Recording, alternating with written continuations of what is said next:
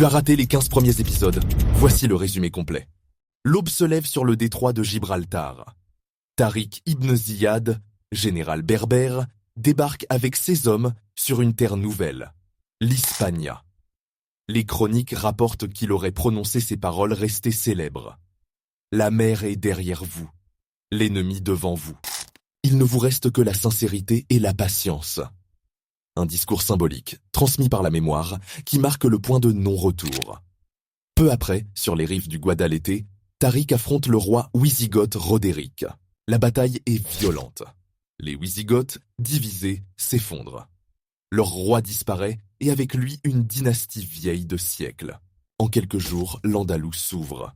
La conquête avance si vite que Moussa ibn Nusayr, gouverneur d'Ifriqiya, traverse à son tour.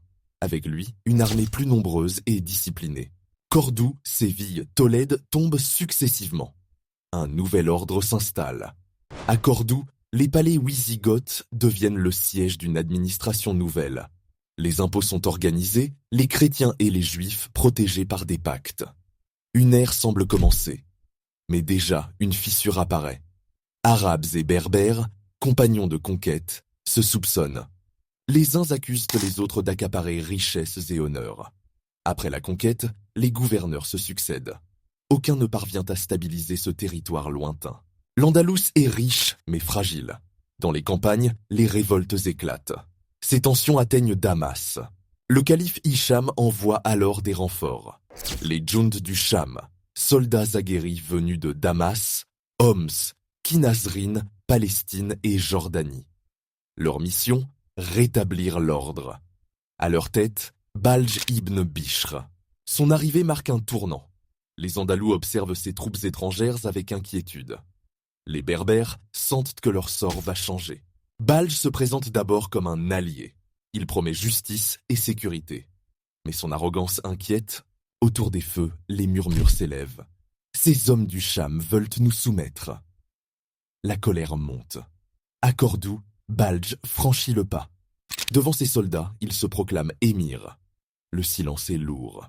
Certains baissent la tête, d'autres serrent les poings. Très vite, il impose sa loi par la crainte. Les opposants sont arrêtés, jugés à la hâte, exécutés publiquement.